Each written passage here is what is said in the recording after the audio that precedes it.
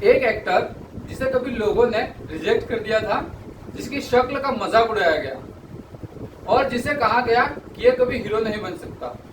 आज उसी इंसान के नाम से तमिलनाडु की राजनीति कांप रही है।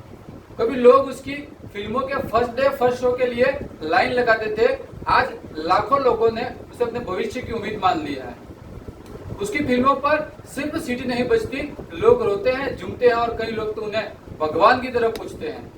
क्योंकि तमिलनाडु में सिनेमा सिर्फ इंटरटेनमेंट नहीं होता, यह सिनेमा सत्ता बदल देता है। कभी इसी मिट्टी ने एमजी रामचंद्रन को और जयललिता जैसे सुपरस्टार को मुख्यमंत्री की कुर्सी तक पहुंचाया और अब एक नया नाम पूरे तमिलनाडु में तूफान बन चुका है, विजय। लेकिन सबसे बड़ा सवाल यह है कि क्या पर्दे का यह सुपरस्टार असल जिंदगी में भी जनता का हीरो बन पाएगा या राजनीति जिंदगी उनके जीवन की सबसे कठिन फिल्म साबित होगी। नमस्कार, मैं संदीप कुमार जोशी और आज की कहानी है थलापति विजय की। तमिलनाडु भारत का वो राज्य जहां लोग सिर्फ नेताओं को वोट नहीं देते, उन्हें दिल में बसाते हैं। जहां सिनेमा सिर्फ इंटरटेनमेंट नहीं बल्कि इमोशंस, पावर और कई बार रिवोल्यूशन भी होता है। इसी मिट्टी ने कभी एमजी रामचंद्रन को भगवान जैसा प्यार दिया, फिर जयललिता को अम्मा बनाकर सत्ता के शिखर तक पहुंचाया और अब तमिलनाडु की राजनीति में एक नया नाम तूफान की तरह उभरा है, विजय।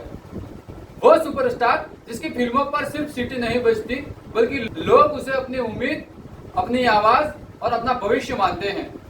लेकिन विजय की कहानी सिर्फ एक एक्टर की सक्सेस स्टोरी नहीं, ये उस लड़के की कहानी है जिसका कभी मजाक उड़ाया गया था, जिसे फ्लॉप हीरो कहा गया था, जिसकी शक्ल पर सवाल उठाए गए थे और जिसे लोग सिर्फ एक डायरेक्टर का बेटा कहकर डिसमिस कर देते हैं। उनके पिता ऐसे चंद्रशेखर तमिल फिल्मों के बड़े डायरेक्टर थे। माँ शोभा चंद्रशेखर एक जानी मानी बैकग्राउंड सिंगर थी। इसलिए लोगों को लगा कि विजय का रास्ता आसान होगा, लेकिन असलियत बिल्कुल अलग थी। शुरुआत कई फिल्में फ्लॉप हुई, लोगों ने उन्हें फ्लॉप हीरो कहने लगे, मगर विजय टूटे नहीं। उन्होंने खुद पर काम किया, डांस सुधारा, एक्शन सीखा, स्क्रीन प्रेजेंस बेहतर की और धीरे धीरे वही लड़का तमिलनाडु के युवाओं के दिल की धड़कन बनी। विजय की फिल्मों में सिर्फ एक्शन नहीं बल्कि किसानों का दर्द हुआ करता था, युवाओं का गुस्सा और आम आदमी की आवाज दिखाई देने लगती। लोग महसूस करने लगे कि ये एक्टर नहीं, उनकी भाषा बोल रहा है। उनकी लोकप्रियता इतनी बढ़ी कि बॉलीवुड ने भी उनकी फिल्मों की कहानियों का सहारा लिया। वांटेड विजय की तमिल फिल्म पोकिरी का रीमेक मानी जाती है और हॉलिडे फिल्म थप्पुकी से इंस्पायर्ड थी। यानी जिस समय बॉलीवुड इन कहानियों में बॉक्स ऑफिस चला रहा था, उस समय विजय तमिलनाडु में मास सुपरस्टार बन चुके थे। धीरे धीरे उनके फैन क्लब सिर्फ पोस्टर लगाने वाले ग्रुप नहीं रहे बल्कि गरीबों की मदद और सोशल वर्क करने वाले ग्राउंड आर्मी बन गए थे। यहीं से विजय ने समझ लिया कि तमिलनाडु में सिनेमा और राजनीति का रिश्ता कितना गहरा है। उनकी पर्सनल लाइफ भी हमेशा चर्चा में रही। उनकी पत्नी संगीता सोरनिलगम से उनकी मुलाकात किसी फिल्म कहानी जैसी बताई जाती है, जबकि एक्ट्रेस त्रिशा कृष्णा के साथ उनकी दोस्ती को लेकर भी सोशल मीडिया पर कई अफवाहें उठती रही हैं। लेकिन विजय ने ज्यादातर मामलों में साइलेंस बनाए रखा और शायद यही खामोशी फैंस को और ज्यादा जोड़ती गई।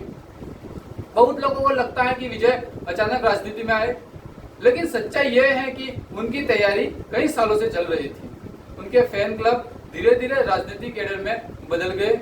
युवाओं में उनकी पॉपुलैरिटी किसी एक्टर से कहीं ज्यादा हो चुकी थी और उन्होंने खुद को एक ऐसे चेहरे की तरह पेश किया जो सिस्टम से अलग दिखाई देता था। सबसे खास बात यह रही कि उन्होंने खुद को किसी एक धर्म या जाति तक सीमित नहीं रखा।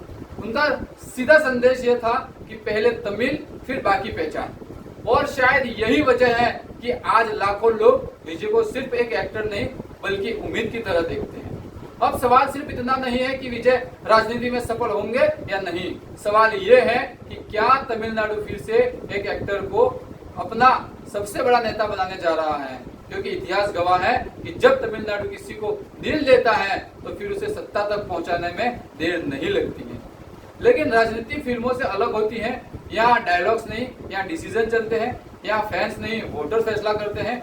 और आने वाला समय बताएगा कि क्या थलपति विजय सिर्फ पर्दे के हीरो रहेंगे या सच में तमिलनाडु की राजनीति का अगला सबसे बड़ा अध्याय बनने जा रहे हैं। फिलहाल तमिलनाडु की राजनीति एक नए मोड़ पर खड़ी है।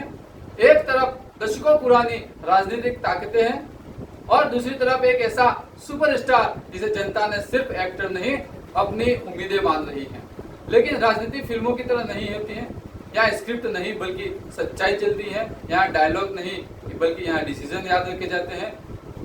अब आने वाला समय बताएगा कि क्या विजय सिर्फ पर्दे के हीरो रहेंगे या सच में तमिलनाडु की तकदीर बदलने वाले नेता बन पाएंगे। लेकिन एक बात तय है कि जिस लड़के का कभी मजाक उड़ाया गया था आज वही करोड़ों लोगों के दिलों पर राज कर रहा है। और शायद यही असली सुपरस्टार की सबसे बड़ी जीत होती है। आपकी क्या राय है? क्या विजय तमिलनाडु की राजनीति बदल पाएंगे? कमेंट करके जरूर बताएं। वीडियो पसंद आया हो तो लाइक शेयर और सब्सक्राइब जरूर कर दें। और द संदीप शो के व्हाट्सएप चैनल से भी जुड़े जहां आपको ऐसी ही दमदार और अनसुनी कहानियां सबसे पहले देखने को मिलेगी। आप सभी का धन्यवाद।